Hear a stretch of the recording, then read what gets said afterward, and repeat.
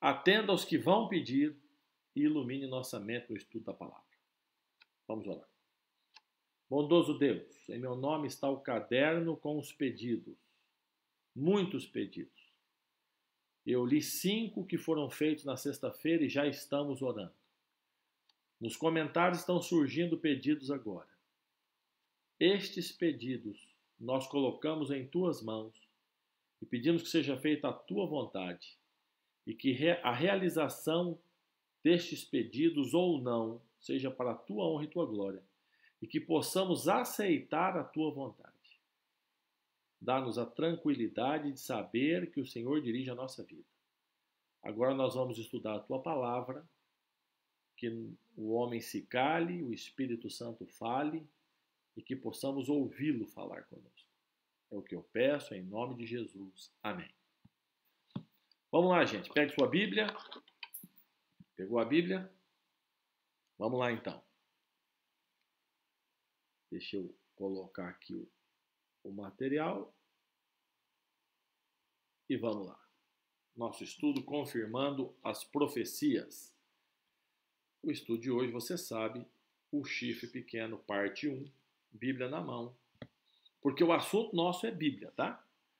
O assunto nosso não é achismo, eu penso que é assim, eu acho que é de tal jeito, me parece que fulano disse. Não, Bíblia, Bíblia, Bíblia. Vamos lá, vamos ver o que a Bíblia tem a nos ensinar. Como sempre nós fazemos neste momento, nós falamos sobre os métodos da interpretação profética. Toda vez, pastor, toda vez, precisa estar com isso aqui em mente. Porque existem os 4 métodos de interpretação profética. Os 3 primeiros nós discordamos. Por que nós discordamos? Porque preterismo diz que as profecias são no passado. Se são no passado, não tem nenhuma função para nós. A escola, o método futurista, diz que é para o futuro. Se é para o futuro, não é hoje. O método idealista, ele encaixa a profecia conforme o ideal. Aí também é muito cômodo. Essa profecia é para mim, essa não é para mim, é para você. Quando a profecia de bênção é minha, quando a profecia de maldição é sua. Não adianta. Agora, historicismo é um método que compara profecia e história. E nós estamos andando até agora com profecia e história lado a lado. Tá? A profecia você confirma na Bíblia, a história você procura no Google. Melhor procurar num bom livro, né? Eu ia dizer procura na Barça, mas deve ter um bocado de gente aqui que nem sabe o que é Barça. Vai falar é balsa e o pastor falou errado, falou Barça, né? É uma enciclopédia aí muito boa que havia antigamente, que hoje já não se usa mais. Hoje se usa a internet, mas você tem acesso a enciclopédias excelentes na internet. Mas você vai procurar no Google. Então você vai no Google e confirma as informações históricas e confirma a parte bíblica na Bíblia, parte histórica na história, vê se encaixa. Encaixou, esse é o método que nós utilizamos. Essa é a nossa tabelinha, tá? Vou sair para você dar print na tela. Se você ainda não deu print nessa tela, você tem que ter essa tabelinha. Porque hoje, por exemplo, vai aparecer chifre. E conforme Apocalipse 17:12, chifre é poder, rei ou reino. Tá? Hoje vai aparecer animais, animais é rei ou reinos. Então você tem que saber, você tem que ter essa tabelinha em mãos para você não se confundir. Senão você vai chegar lá na frente e quando aparecer você vai, mas o que está falando? O pastor disse água e disse que água é gente, água é água, o pastor não está sabendo. Não, é profecia dentro da linguagem profética. Nós já explicamos isso para você nos estudos anteriores, tá bom? Na sexta-feira nós estudamos os 4 reinos que Daniel, no capítulo 7, em uma visão, ele vê 4 animais que saem da água. A água representa povos, multidões, olha na tabelinha. E esses animais que representam reinos, poderes, nações e impérios, eles saíram de multidões, de povos, de gente. Não nasceu do nada, nasceu das pessoas. E o primeiro era um animal parecido, lembra que ele não viu um leão, ele viu um bicho semelhante a um leão com 2 asas. O leão representando o Império Babilônico, as 2 asas, a velocidade com que o Império Babilônico tomou conta do mundo, depois dele vem um outro animal. E esse outro animal é um urso. O urso tem 3 costelas na boca. E esse urso está levantado sobre 2 patas. Ele está de um lado mais firme do que do outro. Representando esse reino, o urso representa a Medo-Pérsia, a Média e a Pérsia. E ele está mais firme de um lado, porque a Pérsia era mais forte, dava mais sustentação do que a Média.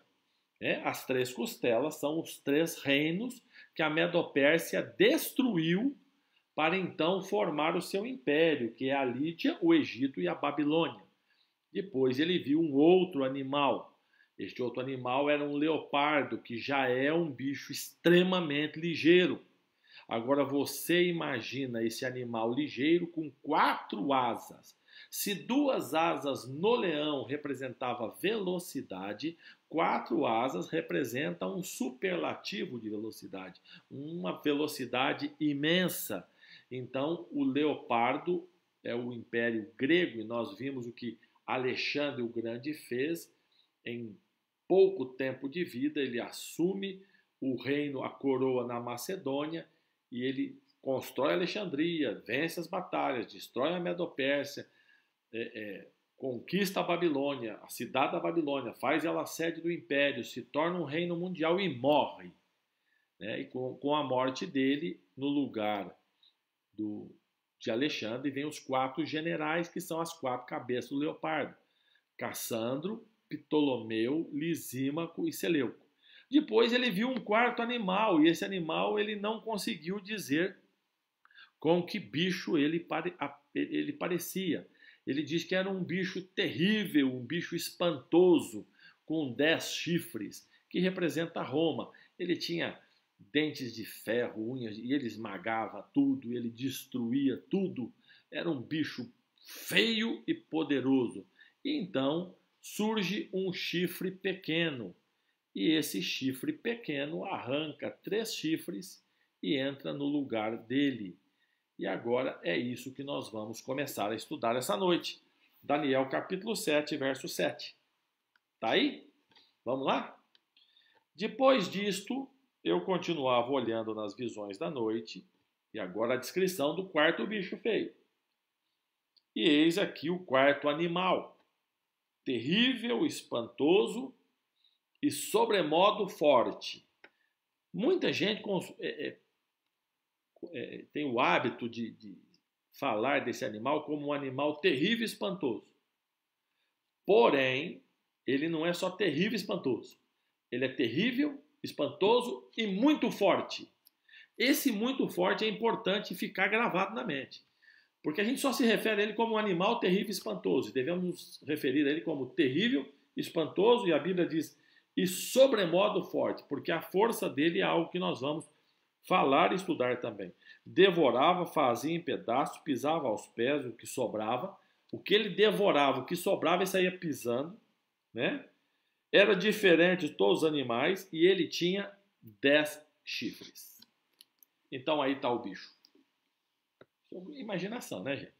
Aí está o bicho e conforme os historiadores, os 10 chifres desse bicho, que são os 10 dedinhos da estátua no estudo ABC da profecia, Daniel capítulo 2, a estátua com a cabeça de ouro, peito e braço de prata, ventre e quadril de bronze, perna de ferro, pés de ferro e barro, 10 dedinhos. Já mostrei para você, inclusive mostrei o que Isaac Newton também dizia.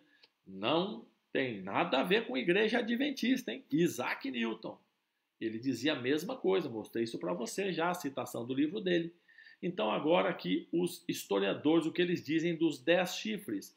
Os 10 chifres são os vândalos, os álamos ou alamos, os suevos, os visigodos, os burgundos, os francos, os lombardos, os anglo-saxões, os ostrogodos e os érulos. São os 10 chifres na cabeça deste animal terrível e espantoso. Vamos ler o verso 8? Verso 8. Estando eu a observar os chifres, Vamos lembrar? Daniel está lá na beira do rio, olhando, os animais vieram um depois do outro. Veio o bichão feio, terrível, espantoso e forte, com 10 chifres. E ele está olhando para os chifres, aqueles 10 chifres. O bicho só tem 2, ele está com 10. Eis que entre eles subiu outro pequeno, um chifre menor, do qual 3 dos primeiros 10 chifres, na Bíblia sua não vai estar escrito dos primeiros 10, mas vai estar escrito dos primeiros chifres, que eram 10, foram arrancados. Então, o chifrinho, para surgir, ele arranca 3. Guarda isso. Eram 10, o chifrinho, para surgir, arranca 3. O bicho fica com 8. 7 daqueles 10 iniciais e o danadinho que arrancou 3. Eis que nesse chifrinho havia olhos como de homem e uma boca que falava insolência. Que chifrinho miserável! Que chifre é esse que derruba 3, tem olho e a boca fala insolência? Vamos identificá-lo agora? E a identificação dele é algo que precisa ser feito com muito cuidado e muito carinho. Porque senão pode parecer ataque a um ou a outro. Pode parecer. Então nós vamos com muito cuidado, muito carinho, devagar, nós vamos identificando na Bíblia os sinais. Não a minha opinião, mas na Bíblia os sinais de quem é o chifre pequeno. Tá bom? Então vamos ver as características do chifre pequeno. Primeira coisa, Daniel capítulo 7, verso 8, diz, você está com a Bíblia aberta aí, eu vou falando as características, são várias, e alguns textos nós vamos, tem que olhar. Primeira característica, este chifrinho subiu entre os 10. Ele é do quarto animal. Ele não é do primeiro, não é do segundo, não é do terceiro animal. Portanto, o chifrinho não surgiu nem na Babilônia, nem na Medopérsia, nem na Grécia. Ele surgiu no animal que representava o Império Romano. Tá? Guarda esse detalhe. Quem está com a canetinha que eu falei, anota isso aí. Tá? Ele subiu entre os 10 chifres do quarto animal. Porque tem gente querendo forçá-lo no terceiro animal. Só que o terceiro animal é o leopardo, que tem asa e não tem chifre.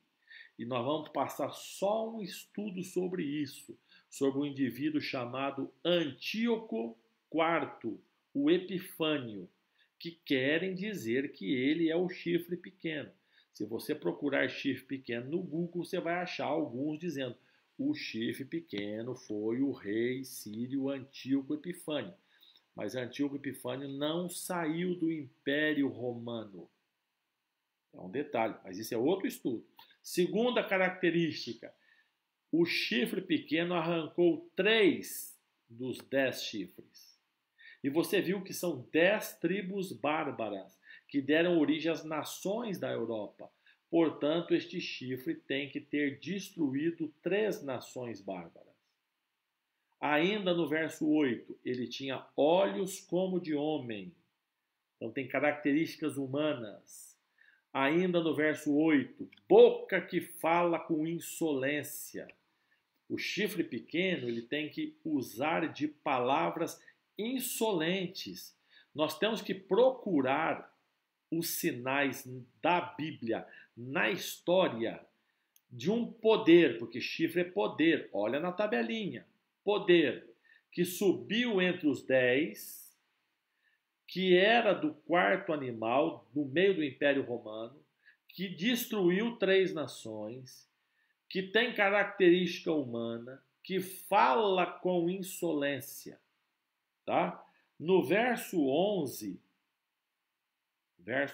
diz o seguinte: estive olhando por causa da voz das insolentes palavras que o chifre, está falando do chifre pequeno, proferia.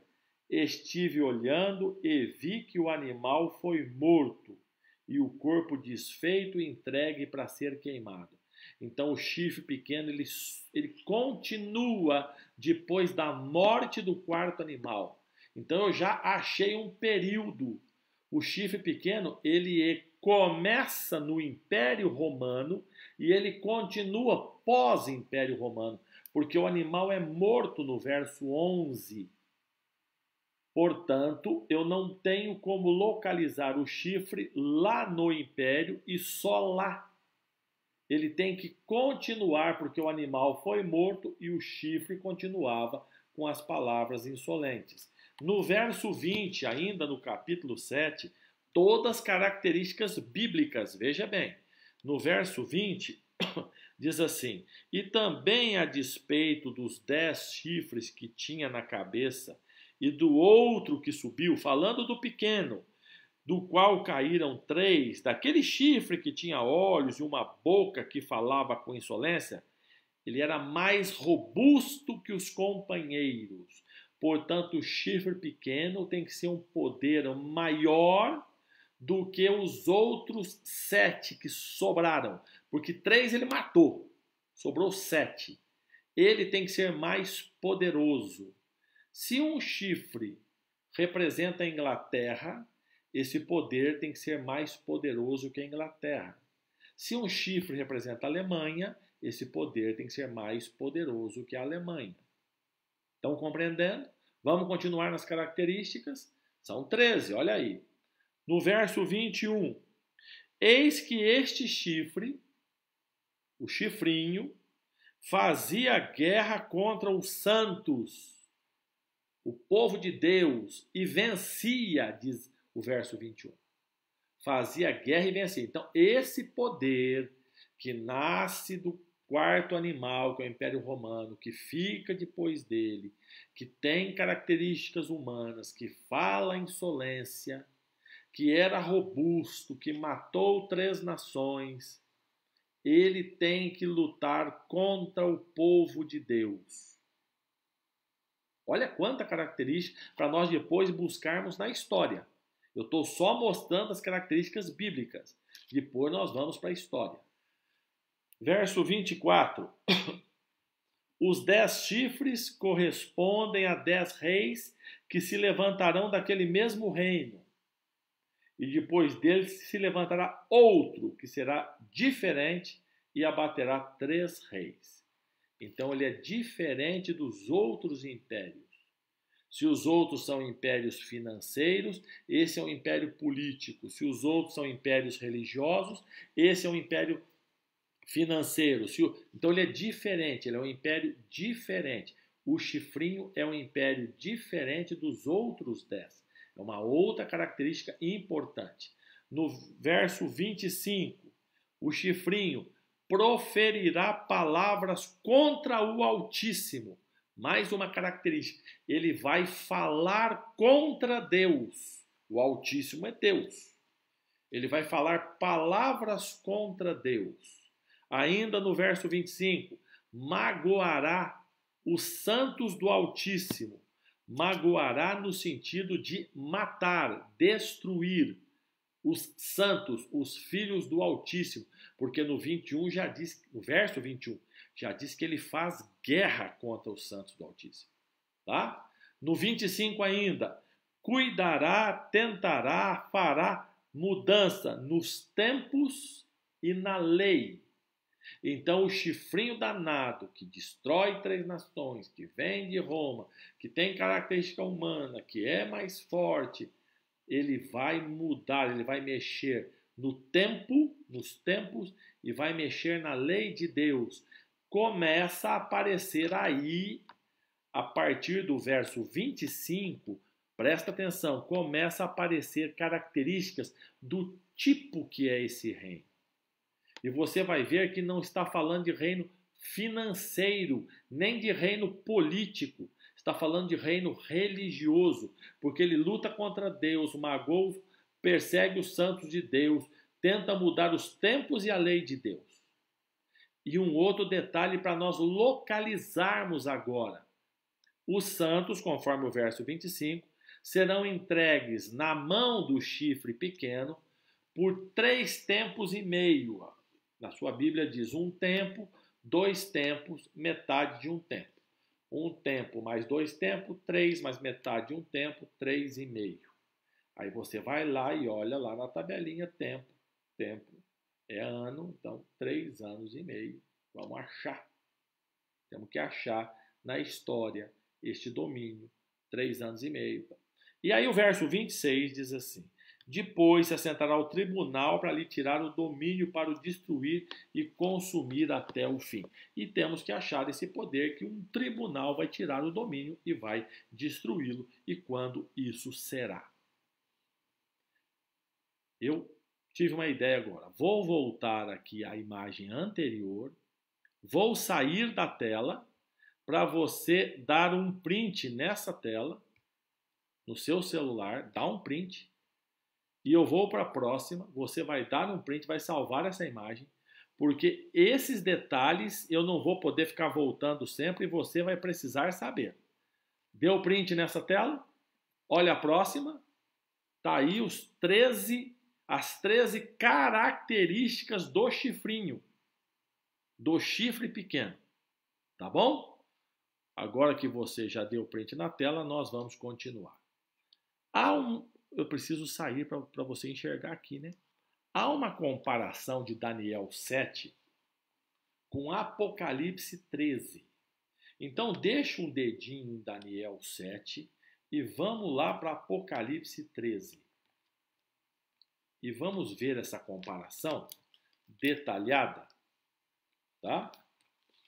Hoje, para quem gosta de estudar, mexer, como dizia lá no interior de Minas, escrafunchar, tá feliz. Agora, para quem gosta só de historinha, hoje tá ruim, né?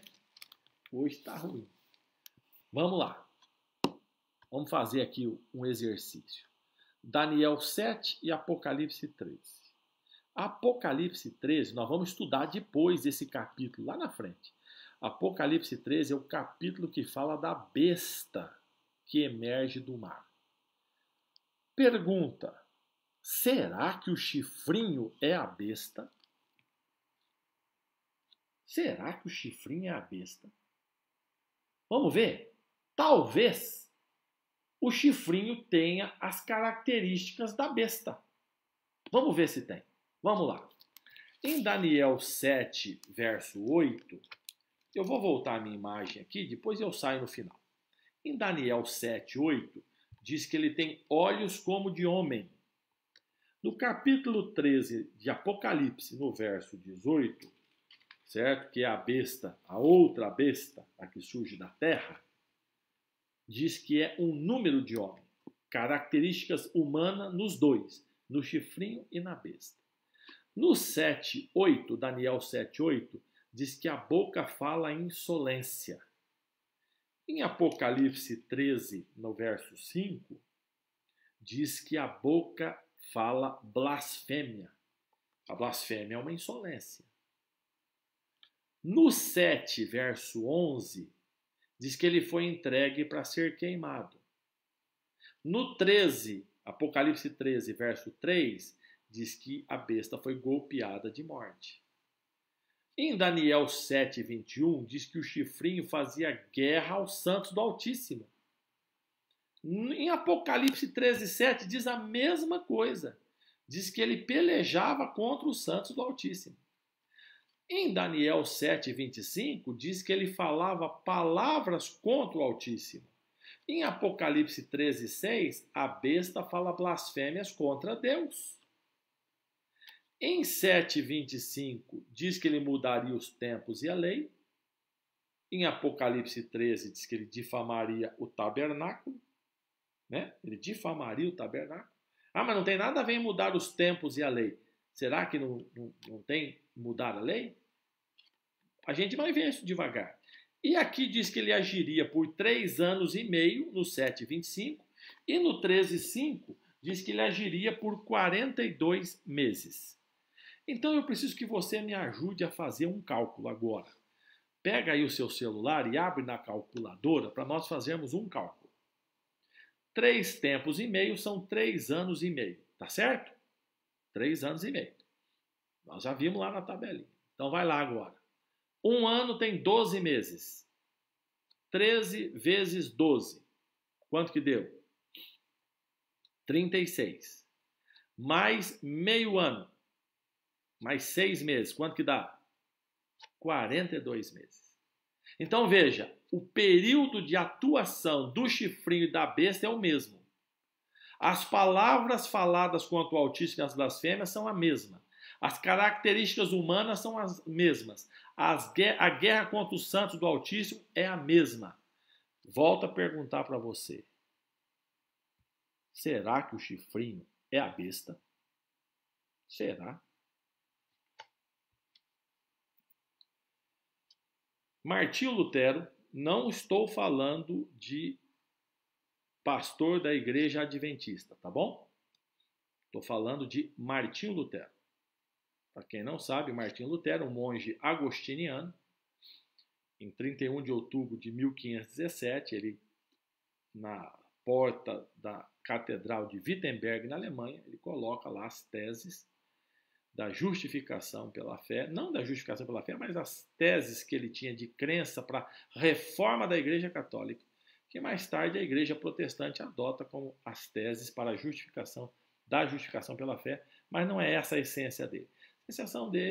A essência dele era mudar, era reformar a Igreja Católica, e ali nasce a Igreja Protestante. Então, isso aqui é o que um padre ou ex-padre escreveu nas suas obras selecionadas no volume 2, na página 290, ele identifica o chifre pequeno como a besta de Apocalipse 13.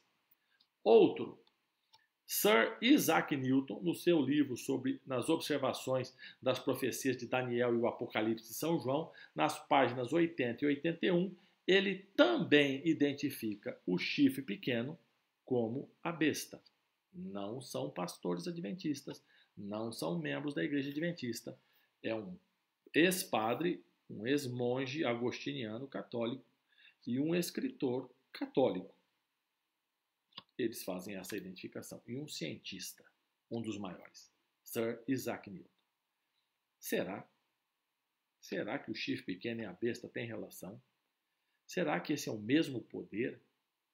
O que significa essas perseguições, essas palavras contra o Altíssimo, mudança de tempo e da lei? Que poder é esse?